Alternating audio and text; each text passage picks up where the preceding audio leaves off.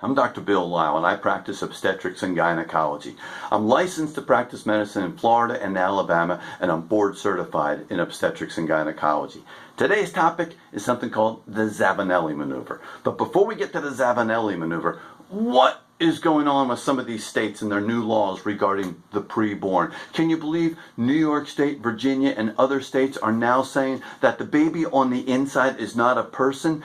We treat the preborn as patients. I have spent my life studying and learning new techniques to treat the preborn as patients on the inside. We can even do blood transfusions right through the baby's belly button as early as 19 weeks gestation while they're on the inside.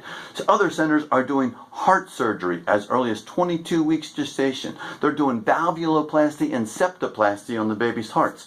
Other centers are now doing spina bifida corrective surgery on the babies, also at 22 weeks gestation. If it's a patient, it's a person. If it's a person, it deserves our protection. This is a person since the moment of conception, when genetically it was unique from mom and genetically is unique from dad. That's when this became a person. But now we have these legislators that are saying, oh, no, it's not a person on the inside. Once it comes to the outside, maybe it's a person, but while it's still on the inside, it's not a person. Let's talk about the Zavanelli maneuver.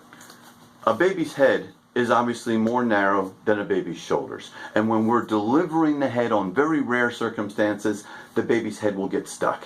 And we have different maneuvers that help us to deliver the baby. We move the mom's legs way back. We rotate the baby this way, rotate the baby that way, try to get the shoulder dystocia. We might even have the nurse press up on the belly right on the pubic bone to try to get that shoulder to go underneath the pubic bone.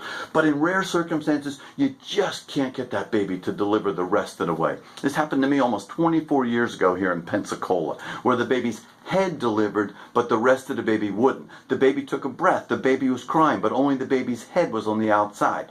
So what do? The only option when everything else has failed is you reverse the procedure and you take the baby's head that is on the outside and you move it back to the inside. Then you do an emergency C-section and you deliver the baby that way. So what these legislators are saying is that this baby that was on the inside is not a person. But then it gets to the outside and it takes a breath and it's crying, it becomes a person. But then I can't deliver the shoulders on this baby and the baby is stuck. So then I have to reverse things. And then they're telling you that now it's no longer a person. And now I'm doing an emergency C-section, delivering the baby up through the belly that way, and then it became a person again? That doesn't even make sense. It doesn't even make sense that it wasn't a person, it is a person, it wasn't a person, that it is a person. You know, I grew up in Jersey, and we had a term when something was so stupid like that that just made no sense at all. You look a person in the eye and you go, are you stupid or what? And if you don't speak Jersey, the translation of that is, are you stupid or what? And that's the only term that I can think of with these representatives and these senators and these governors. Some of these governors, like the governor of Virginia, he is a physician. He is a pediatric neurologist. He knows what life is.